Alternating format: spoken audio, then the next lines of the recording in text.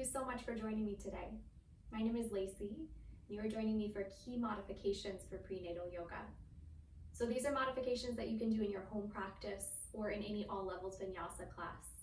So the first thing that you need to know is to listen to your own body.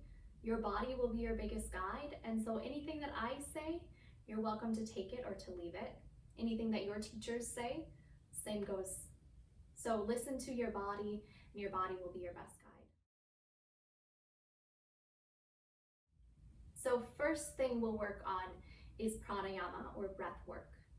So whether this occurs at the beginning or the end of your practice, you can still do some breath work, but you'll want to make sure that you're not actively constricting the space around the belly. This goes for most, if not all, 3 trimesters. So you can still do diaphragmatic breathing, but you'll want to avoid any breath of fire, anything where you're actively pushing the belly in and out. Instead, if the class is doing that, you can simply breathe in and out your nose, inflating the belly and deflating it. You can also practice with one hand onto baby, onto belly, so that you can feel that movement of the breath, maybe the second hand onto the heart, so that you're keeping this space still. So if you'd like to practice now, you can close your eyes, one hand to baby, one hand to the heart, and then take a breath in, feeling the belly inflate. As you exhale, you can feel the belly soften. Inhale, belly inflates. Exhale, the belly can soften.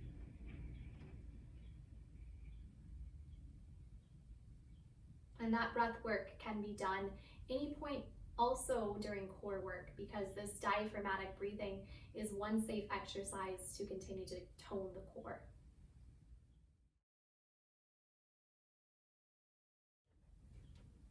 Next is tabletop. So you'll be spending quite a lot of time in this position if you're going to all levels classes. So you'll want to make sure that you're grounded, that you're comfortable as you come into tabletop. Tabletop is pretty much the same as it would be in an all levels class. Wrists underneath shoulders, knees underneath hips. But if there's any achiness from carrying extra weight in the knees, you might want to have a blanket underneath your knees. During pregnancy, there's also quite a bit of swelling that happens, and so that can cause some discomfort around the wrists. So if it doesn't feel good to be up on wrists, you could have 2 blocks underneath your forearms.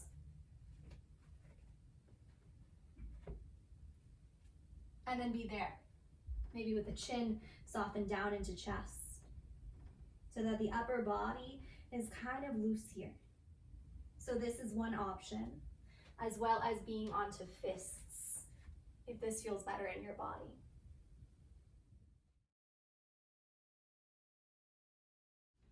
Next is downward facing dog. You can practice downward facing dog through all 3 trimesters if that feels okay in your body. But if you are experiencing any kind of nausea, any kind of heartburn, or any dizziness, you may want to cut down dog out. Or if it just feels like it's a little bit achy, like that it just isn't a good shape for your body as you get later into the pregnancy. So for downward facing dog, some things you can do to modify include having blocks underneath your hands. This helps to make the head a little higher. So especially if you are experiencing nausea or heartburn or dizziness, that might take some of that away.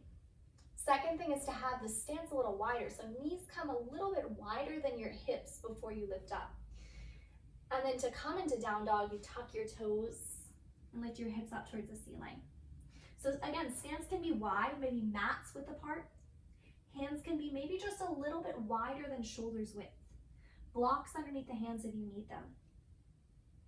And then as you're here, you can ground down through each of your knuckle pads just so that you're not dumping down extra weight onto the wrists.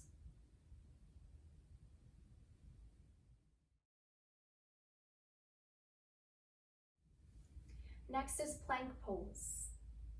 So during pregnancy, starting about towards the end of the first trimester into the second trimester, you might want to start avoiding coming into a full plank with the toes tucked under and hands grounded. It might just be a little too much pressure, intra-abdominal pressure. So you'll also want to avoid quite a bit of core work that is done in yoga classes to avoid the splitting of the abs that naturally occurs during pregnancy, but that it's said that if you do too much core work, it can be harder to heal that split. So instead of coming into a full plank, at some point you'll want to come into a modified plank, which is just knees down from your tabletop, and then hips come in line with the shoulders. Tops of the feet can stay grounded, or if it feels better in your body, you could also cross the shins one in front of the other. And here's a good place to be.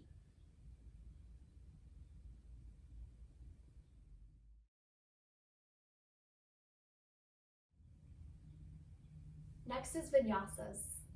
So if you practice Vinyasa yoga, you know that there are a lot of Vinyasas that occur during class.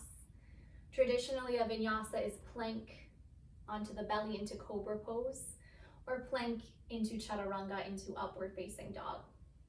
But since you're avoiding plank pose as you get later into the pregnancy, you'll want to modify this.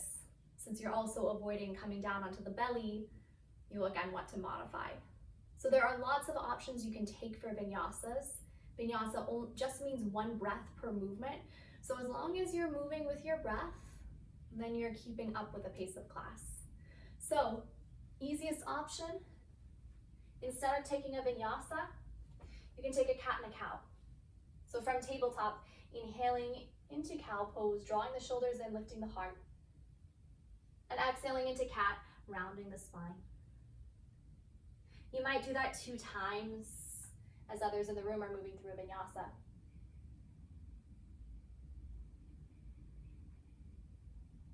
Another option is to come into a modified plank as others are coming into a Vinyasa. So as the class moves into plank pose, you just move into a modified plank pose. As they come down onto the belly, you stay here. As they come into upward facing dog, again, you stay here. And then as they come into down dog, you tuck your toes and lift your hips up. So that's just another option if modified plank still feels good in your body and you want to build that core strength, that little bit of core strength. Last option is to come into downward facing dog and then move through bent knees, through bent elbows into a high plank, and then through bent knees, through bent elbows back into down dog. Again, that's through bent knees, through bent elbows into a high plank, and then through bent knees, through bent elbows into a downward facing dog. So that can be practiced a little bit earlier on in the pregnancy when you are still doing a high plank, but at the point at which that high plank no longer feels like it's serving, again, that might not be the best option. But these are 3 options you can play with. So for transitions, throughout your pregnancy, especially as you get into the 2nd trimester, you might want to start to move a little bit slower with transitions. So that could have to do with blood pressure things that are going on, with heartburn, with dizziness, or with just the weight of your body that you're carrying around. So especially things like coming up to standing, you'll want to move a little bit slower than the rest of the room.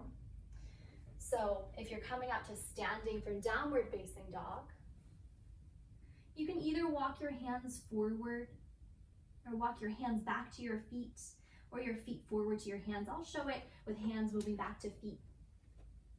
From here, the transition is slow, so you'll bend your knees, climb first your forearms to your thighs, let your head come into neutral, and then press one hand down onto your thighs, second hand down onto your thighs to roll yourself upright. Similar to this, you'll want to move slowly throughout the transitions that you do during practice.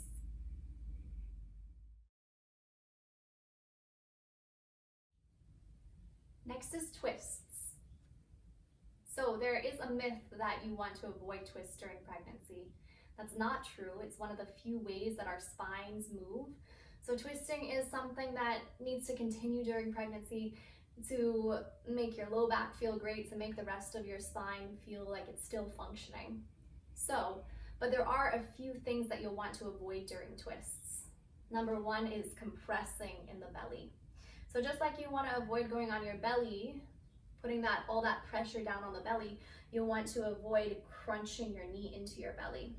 So you can still do closed twists, but you'll want to move the knee slightly away from your body.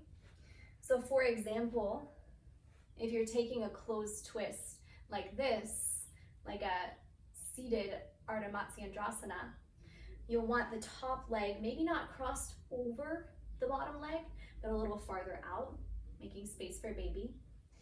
And then you'll want fingertips tinted down. Your opposite arm could either cross onto the knee, but later in pregnancy that won't feel so good. So the second option is to have the hand to the outside of the shin as you twist. Second option is to twist in the opposite direction as most of the class. So rather than coming into this wide closed twist, you'll come into an open twist. Your stance can be more or less the same as the rest of the practitioners. Bottom leg bent, top leg stacked over the bottom leg, but you'll twist in the opposite way. So fingertips can tint down, opposite arm can cross onto the knee. The elbow can come to the inside of the knee, or maybe it's the hand, and you'll twist in the direction away from the knee. Either of those options are good options, whether you're taking that wide-legged open twist, that wide-legged closed twist rather, or an open twist.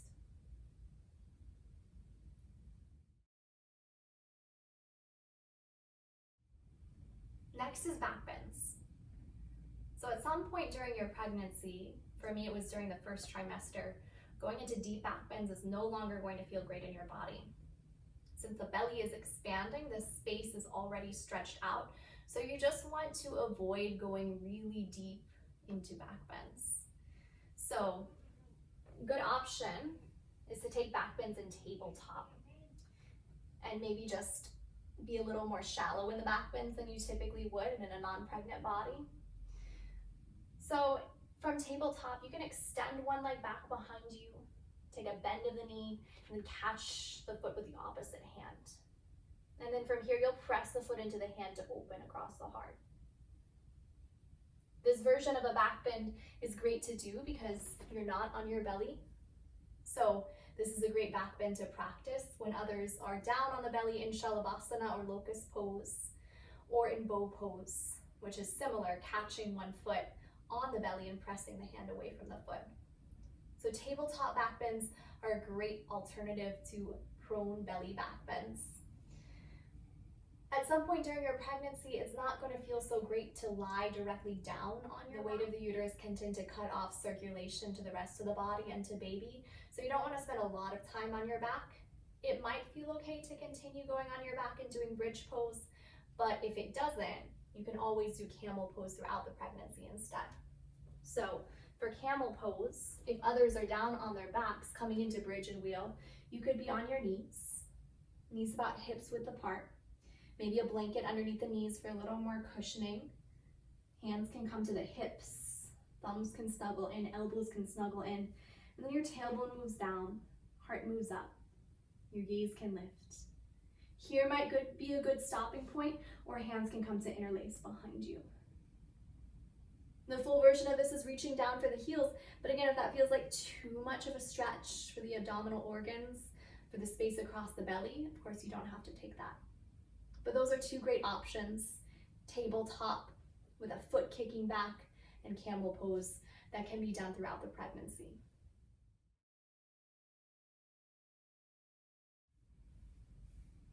So on a similar note, you'll want to avoid being on your back for too long. And so if the others are coming into a long portion on their backs towards the end of the class, you can stay upright, you can stay seated and do some of the work that they're doing in an upright seat. For example, if others are lying on their back in a figure 4 with an ankle crossed over the thigh, you could be seated doing this. So one ankle crosses over the thigh and your hands are grounded, your seat is grounded, and you're getting a nice stretch for the hips.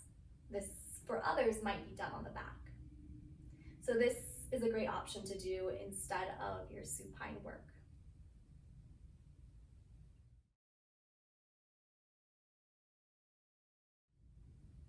So So as I mentioned, for core work, you'll want to go quite a lot gentler as you are getting more and more pregnant to avoid too much splitting of the abdominal muscles.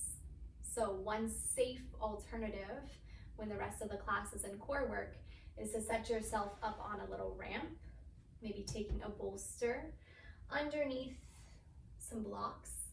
I'm showing this on the medium height for the top block and the lowest height on the bottom block because this bolster is a little bit big.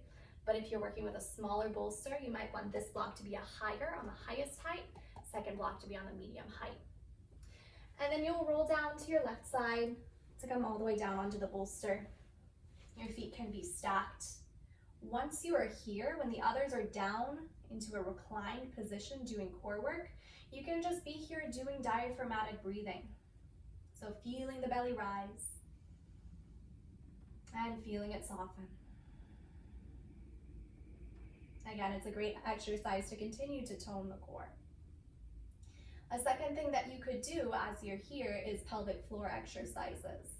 So as you're breathing diaphragmatically, you can feel the diamond of your pelvis, the sits bones, pubic bone, and sacrum, expanding and contracting. So as you're breathing in, the belly expands, the diamond of the pelvis expands. And as you're exhaling, the belly softens in as that diamond of the pelvis softens in. As you inhale, belly expands. As you exhale, the diamond of the pelvis and the belly soften back in. And then you can just continue to breathe there as the others are moving around you.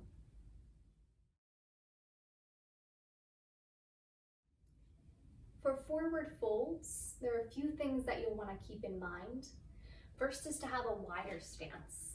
So feet a little bit wider than the hips so that you make space for baby. And then the second thing that you want to have in mind is to maybe not fold all the way down, especially if you are experiencing any issues with blood pressure, with dizziness, with heartburn. So instead of folding all the way down, you could come into a halfway fold. Maybe with fingers tinted on the mat, maybe with hands on your thighs, or with blocks underneath your hands. But being in a flat back can keep your head in alignment with the heart, so that you might not feel as much dizziness, as much heartburn here. Either way, you'll want to, if you are folding deeper, you don't want to fold into your deepest depth. So because you're making space for baby, you want to take the folds gently.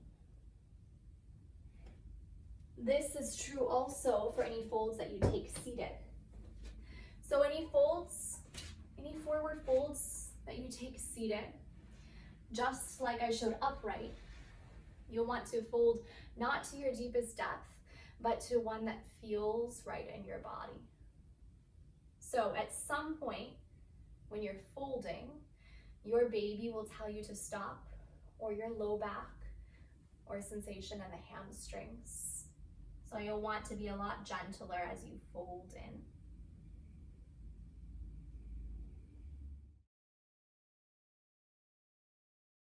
So last modification is Savasana.